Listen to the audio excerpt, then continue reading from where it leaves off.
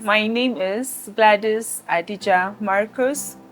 At the age of 19, I became a single mother. I In many was parts of this the young world, girl who the was journey passionate of a about young girl acting. can take an A lot unexpected of them are turn. into the For business, Gladys, a into teenage pregnancy the changed her means life or the forever. channel But with of which resilience they and can get support, she fingering. turned her They did not challenges into go in that triumph. little At a young business age, I Gladys started with my discovered she NYC was allowance pregnant at the things age of that grow 19.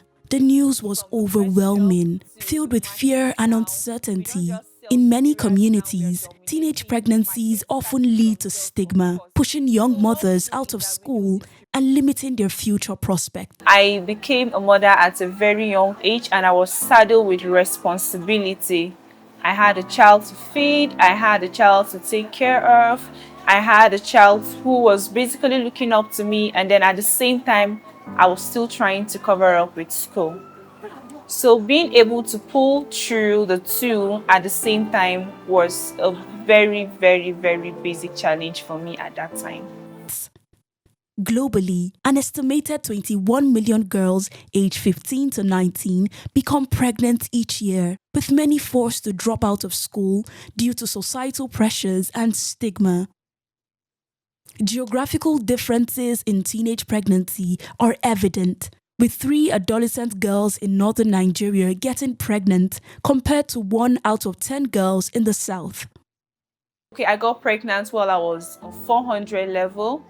I had a lot of projects I was working on.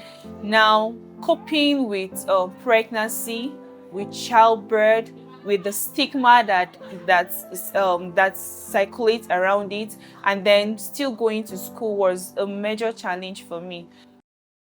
Stigmatization can have a devastating impact on young mothers.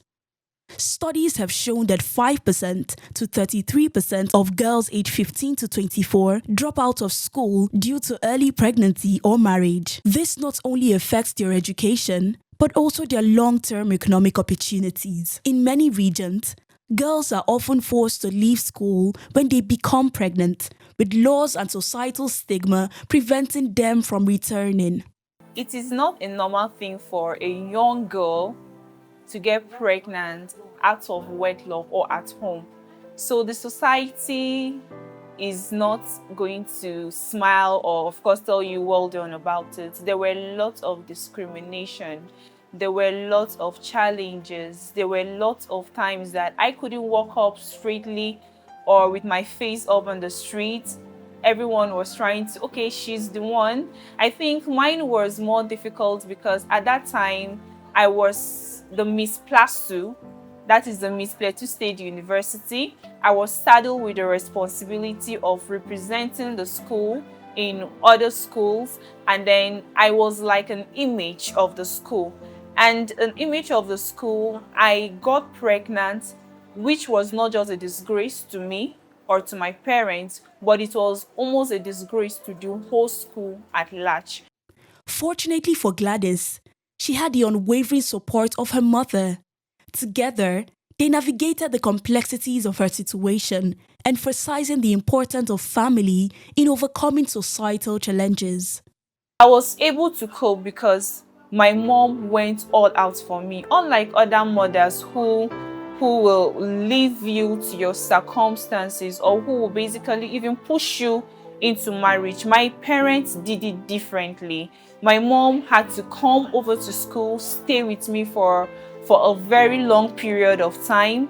When she noticed I was unable to attend my lectures like I am supposed to, she came to school, stayed with me, followed me to my lecture hall so that I won't feel so embarrassed. She did that repeatedly until I had the confidence to be able to face other students on my own. And then all through the period of my pregnancy, she occasionally came to school with my siblings just to make me feel at home. All through my childbirth, she'll stay back, hold my baby, just so I'll be able to read and then attend lectures. With determination and her mother's guidance, Gladys completed her education and graduated. Today, she runs a successful business, proving that with support and perseverance, one can overcome the odds. Never saw myself as a businesswoman. Never. Never crossed my mind. I was this young girl who was passionate about acting, going for pageantry, modeling, and all of that. Well, that was the plan until life happened to me. I had a child I needed to provide for, a child whose meal was definitely coming from me, whose diapers was definitely coming from me, medical bills and all of that. So because of the responsibilities I had, I initially started my business to be able to provide for my daughter.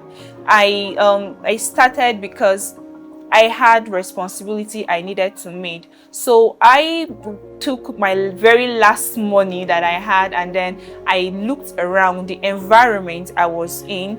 I just looked, okay, what was I going to do? What was I going to sell in this place that I knew was going to make waves? And then luckily for me, where we were, it was a totally new environment. There were no food stop shop. If you need to make a meal, you have to trek from the whole area, take a bike down to the main road. So I saw that as an opportunity. There was a problem of having ingredients to cook. So I saw that as an opportunity to solve people's problem, and then at the same time make ends meet to be able to take care of my daughter. But subsequently, I grew to love the business. I had this big foodstuff shop somewhere around the main road that I always stopped by to admire while I was coming back from hawking.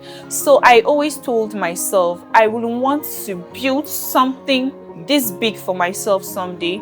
And then my plan was funding. Of course, everybody knows that running a food business is capital intensive. It requires a lot of money, and that was not what I had at that time. So before going for my NYC, I went for service with an already laid plans of what I was going to do with my allowance. So it was easier for me because it was something I had already decided, even though it required a lot of sacrifice for me to be able to save up my allowance to expand my business. But it was worth it because I had a clear vision of what I wanted. So I did the whole 1 year reshuffle between sacrificing my looks just to be able to save up my allowance. There were lots of places I couldn't go because, of course, you go to these places and then you are expected to spend.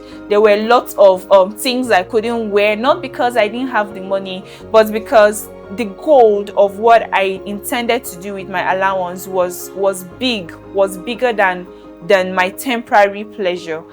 Gladys Adija's story is a beacon of hope for many.